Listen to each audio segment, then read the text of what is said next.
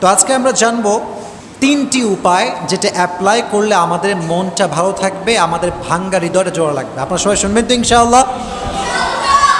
যদি মন কখনো ভেঙে যায়, যদি হৃদয়টা কখনো ভেঙে চুরমার হয়ে যান, যদি ভেঙে যায় কখনো, এটাকে ঠিক করার জন্য, কষ্টকে হালকা করার জন্য জাস্ট গো টু দ্য গ্রেভইয়ার্ড, কবরস্থানে যাবেন।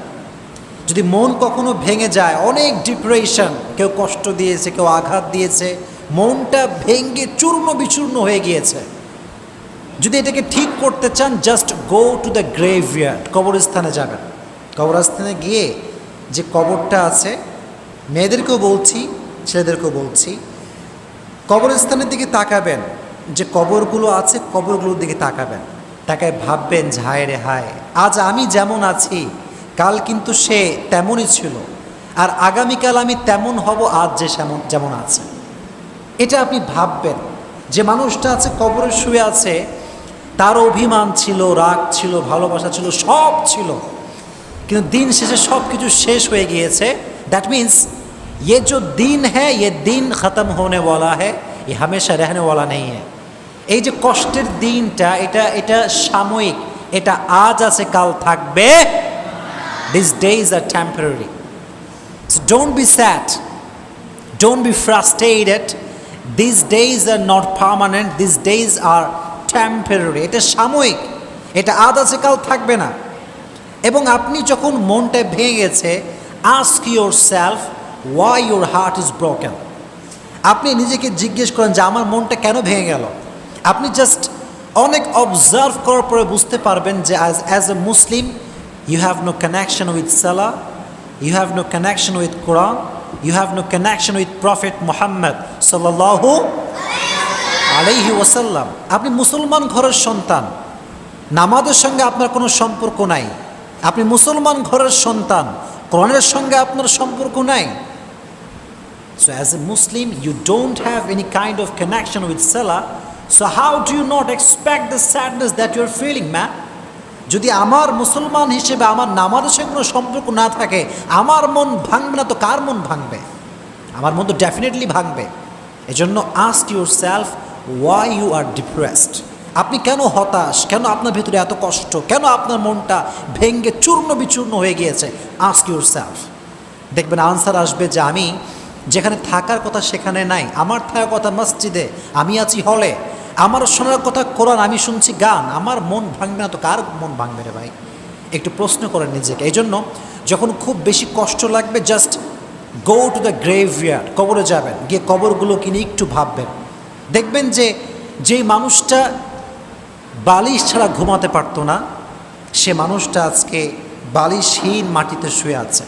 যেই মেয়েটা মেকআপ, নাকের ফুল, নাক ফুল, কানের দুল, তারপরে শাড়ি, গহনা, হাতের চুড়ি, এত সুসজ্জিত যেই মেয়ের শরীরটা থাকতো, সেই মেয়েটাকে কবরে কাফনের কাপড়ে প্যাকেট করে রেখে আসা হয়েছে। কিচ্ছু নাই, এত রূপ, এত সাজসজ্জা, এত মায়া, কই? কিচ্ছু নাই আজকে। একটু এগুলো নিয়ে ভাবেন। এই যে আজকে আমাদের এত ভালোবাসার মানুষ, কত ভালোবাসা, মেসেঞ্জারে নক দিছে, মেসেজ সিন হয় না, তুমি কোথায়?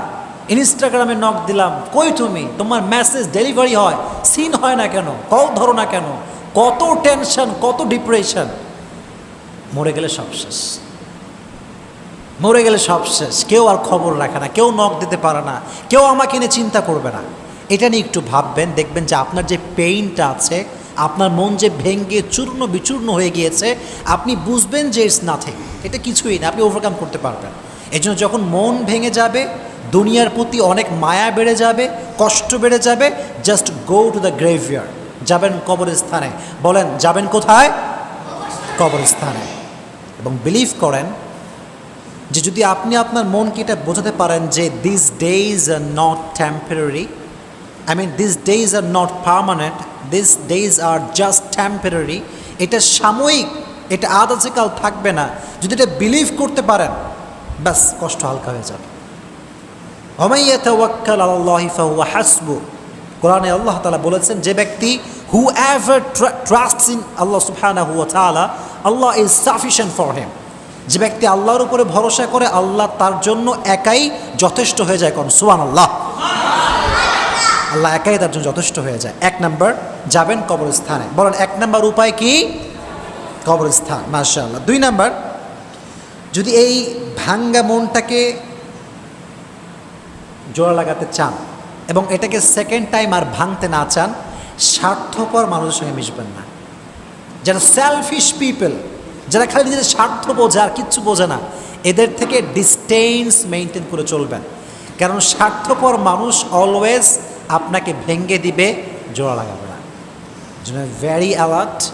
আমরা অ্যাজ এ মুসলিম স্বার্থপর মানুষের সঙ্গে সম্পর্ক রাখতে পারি? রাখবেন না। এরা খালি আপনার মন ভাঙবে, আপনার ছাকা দিয়ে ব্যাগা করে ফেলবে। এই জন্য খুবই সাবধান। স্বার্থপর মানুষের সঙ্গে আমার কোনো সম্পর্ক নেই, কারণ স্বার্থপর মানুষ খুবই ডেঞ্জারাস ভাই। এরা জীবন যৌবন সব শেষ করে দেবে আপনার। এজন্য স্বার্থপর মানুষের সঙ্গে সম্পর্ক রাখবেন না। আপনার সম্পর্ক থাকবে মসজিদের সঙ্গে। কিসের সঙ্গে? মসজিদের সঙ্গে আপনার সম্পর্ক থাকবে। এবং মনে রাখবেন, আমাদের যে কষ্ট ভেতরে থাকে এটা কেউ দেখতে পায় না, কিন্তু যখন কেউ আমাদেরকে মারে, আঘাত করে, এটা সবাই দেখতে পায়। মনে করেন যে আমাকে কেউ একটা ঘুষি দিছে, আমি চিল্লাম, উফ, একটা আওয়াজ করলাম, এটা সবাই শুনলো, সবাই বুঝলো। কিন্তু আমাকে যদি কেউ কথা দিয়ে আঘাত করে, এটা একদম এখানে যায়, এই কষ্ট কেউ দেখতে পায় না। এই জন্য তারিক জামিল বলতেছিলেন সেই দিন যে যে जो जख्म ज़बान से उसकी आवाज़ निकली है उसको हर कान ने सुना है, लेकिन जो ज़ख्म की आवाज़ दिल पे होता है ना, वो किसी को सुनने में नहीं आता। যে জবানের আঘাত, মানে আঘাত দিছে মানুষ, আমি চিল্লাইলাম, উ করলাম, এটা তো সবাই শুনতে পায়। কিন্তু যে মনে আঘাত করে, এই আওয়াজটা কেউ শুনতে পায় না, শুধুমাত্র শুনতে পায় একজন, তিনি কে? এটা শুধুমাত্র আল্লাহ তাআলা শুনতে পান। এই জন্য স্বার্থপর মানুষদের সঙ্গে মেশা যাবে। 2 নাম্বার আমল। 3 নাম্বার যে বিষয়টি আপনি করবেন সেটি হচ্ছে এই, মন ভেঙে গেলে, আমি জানি এটা প্রচুর পরিমাণে কাঁদতে মনে চায়, মনে হয় যে একদম চিল্লা ফাল্লা করে কান্দি, একদম সব কিছু একাকার করে ফেলে, এরকম মনে হয়। আচ্ছা ঠিক আছে, আমি আপনাকে পারমিশন দিলাম যে আপনি কান্না করবেন, বাট একটা সময় আছে। সময়টা কখন? যখন সবাই ঘুমিয়ে যাবে, যখন ফজরের নামাজের সময়ের কাছাকাছি সময়, অর্থাৎ তাহাজ্জুদের সময় উঠে যাবেন। ঘুমাবেন না, ঘুমানোর বাদ দিয়ে উঠে যাবেন। তাহাজ্জুদের জায়নামাজে যত কাঁদতে মনে চায়, এই কান্নাটাকে আপনি একটা ওসিলা বানান গুনাহ মাফ করাবার জন্য। ফর এক্সাম্পল, আপনার মনটা ভেঙে গেছে, খালি কাঁদতে মনে চায় আপনার, আপনি তাহাজ্জুদে ওঠেন, জায়নামাজ বিছান, রবের দরবারে সেজদা দেন, মন ভরে কান্দেন আর তওবা করেন। আপনার মনকে ঠিক করে দিবে কে? আপনার মনটা জোর লেগে যাবে ইনশাআল্লাহ। এটা খুব জরুরি একটি বিষয়। তাহাজ্জুদ আপনার মনকে শান্ত করে দেবে ভাই। এটা এক অসাধারণ জিনিস। এটা যে পড়ে সে বোঝে, এটা যে মানে সে এটা বোঝে।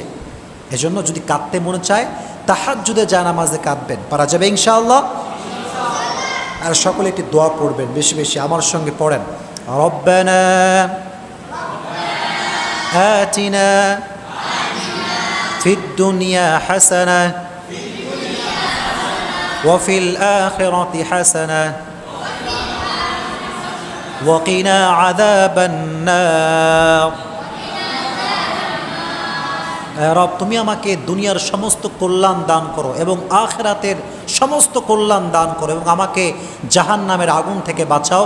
সকলেই পড়েন আমিন। এই দোয়াটা বেশি বেশি পাঠ করবেন। তাহলে আমরা উপায় জানলাম 3টা। 1 নাম্বার, যদি মন খুব বেশি খারাপ হয়ে যায়, মন ভেঙে যায়, কবরের স্থানে গিয়ে মৃত্যুর কথা স্মরণ করব, কবরকে নিয়ে ভাববো, 1 নাম্বার। 2 নাম্বার, যদি মনকে আর ভাঙতে না চাই, তাহলে আমরা কখনো স্বার্থপর মানুষদের সঙ্গে সম্পর্ক রাখবো না। 3 নাম্বার হচ্ছে, যদি মনকে আমরা সুন্দর রাখতে চাই, জোড়া লাগাতে চাই, শান্ত রাখতে চাই, তাহাজ্জুদের জায়নামাজ বিছাবো, রবের সঙ্গে কানেকশন বাড়াবো, রবকে সমস্ত দুঃখ কষ্ট শেয়ার করব। পারা যাবে ইনশাআল্লাহ।